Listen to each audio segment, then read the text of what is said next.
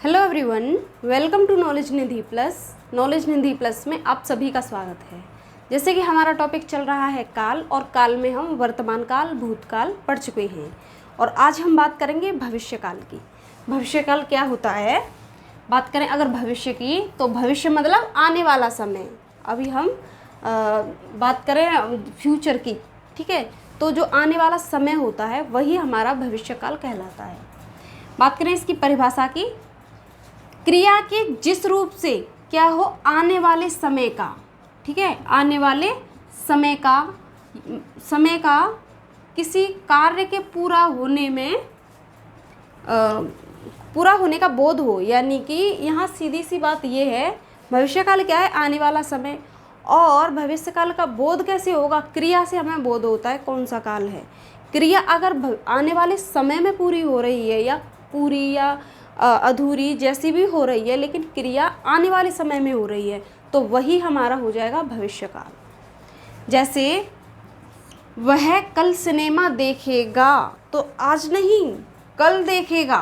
कल मतलब आने वाले समय जो आएगा अगला कल, उसमें देखेगा। तो ये काम कब करेगा? सिनेमा देखने का काम आने वाले समय में करेगा, इसलिए यहाँ पर भविष्य काल होगा। हम इस वर्ष बोर्ड परीक्षा देंगे, तो यहाँ पर क्या हो रही है? देंगे मतलब आने वाले समय की बात हो रही है कि हम इस साल बोर्ड परीक्षा देने वाले हैं। ऐसे ही तो ये हो जाता है भविष्य काल। और भविष्य काल के 3 भेद होते हैं। कितने भेद हैं? भविष्य काल के 3 भेद हैं। सामान्य भविष्य काल, संभाव्य भविष्य काल और हेतु मद भविष्य काल। अब हम बात करेंगे सामान्य भविष्य काल कौन सा काल होता है।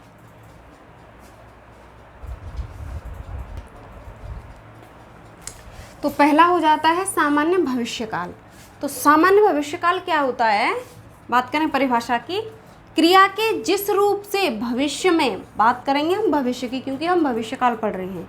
भविष्य में सामान्य कार्य की क्रिया, कोई सामान्य नॉर्मल कोई कार्य हो रहा है, उसमें कैसी क्रिया हो रही है, सामान्य क्रिया का बोध हो, वहाँ होता है सामान्य भविष्य काल।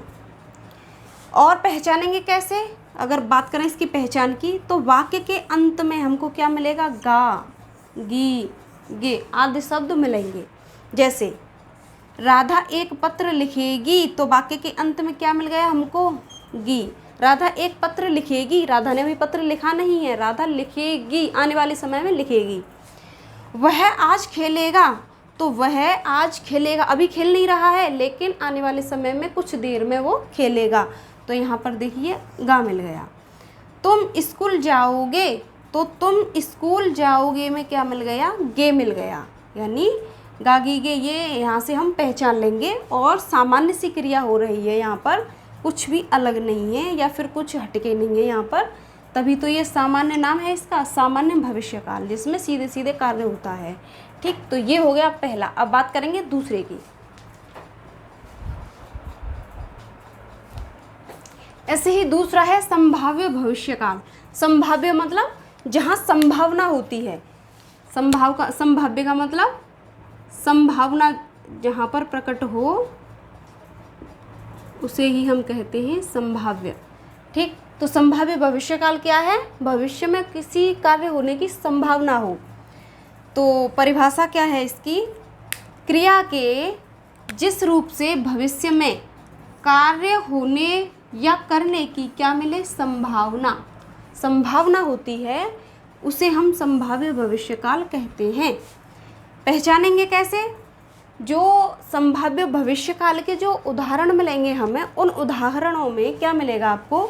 शायद ये शब्द मिल सकता है, संभाव्य ये भी मिल सकता है, हो सकता है ऐसे शब्द मिलेंगे, संभावना है, संभव है आदि ऐसे शब्द आपको मिलेंगे उदाहरण में।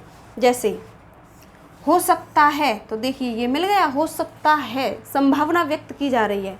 कल माताजी आ जाएं, पक्का नहीं है, निश्चित नहीं है कुछ भी, लेकिन हम संभावना व्यक्त कर रहे हैं।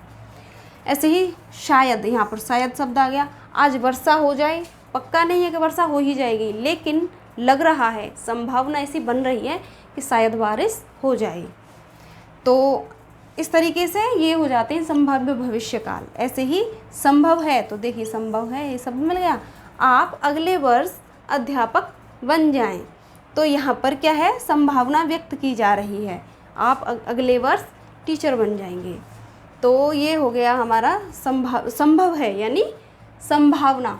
जहाँ पर संभावना प्रकट की जाती है, कहाँ पर, फ्यूचर के लिए, भविष्य के लिए, भविष्य में संभावना व्यक्त की जाती है, वहाँ होता है आपका संभाव्य भविष्य काल। तो इस तरह से हो जाता है दूसरा। ठीक, अब हम बात करेंगे भविष्य के तीसरे भेद की।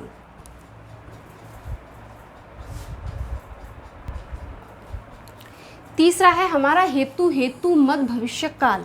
हेतु हेतु का मतलब क्या होता है, हेतु का मीन्स होता है कारण। ठीक, तो यहाँ पर कारण दर्शाया जाएगा। जैसे परिभाषा की बात करें, जब भविष्य में एक क्रिया क्या हो, एक क्रिया का जो कार्य है, एक क्रिया का पूरा होना दूसरी क्रिया पर निर्भर करे, वहीं क्या हो जाता है, वहाँ होता है हेतु हेतु मत भविष्यकाल। यानी इसमें दो क्रियाएं पाई जाती हैं और एक क्रिया दूसरी क्रिया पर निर्भर होती है। जैसे यदि छुट्टियां होंगी तो मैं नानी के घर जाऊंगी, कहाँ की बात हो रही है, फ्यूचर की, जाऊंगी। यदि नानी के घर कब जाएंगे, जब हमें छुट्टियां मिलेंगी, छुट्टियां होंगी तब हम नानी के घर जाएंगे। तो घर जाना, नानी के घर जाना छुट्टियों पर निर्भर है। अगर बस मिलेगी तो मैं बिजनौर चला जाऊंगा, अगर बस नहीं मिली तो बिजनौर नहीं जा पाऊंगा।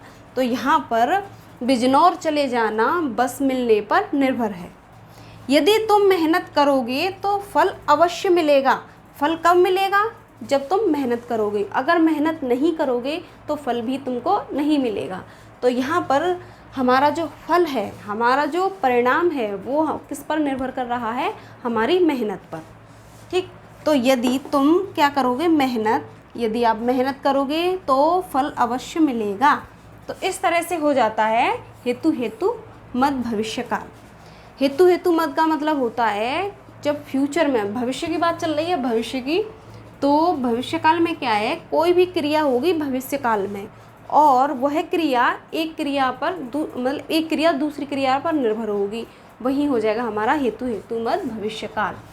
तो इस तरह से हमारा हो जाता है भविष्यकाल। और भविष्यकाल के 3 भेद होते हैं जिनको हमने जाना, सामान्य भविष्यकाल, संभाव्य भविष्यकाल और हेतु हेतु मत भविष्यकाल। तो काल टॉपिक भी हमारा ख़त्म होता है। अब हम मिलेंगे अगली वीडियो में एक नए टॉपिक के साथ। चलिए, जब तक के लिए नमस्कार।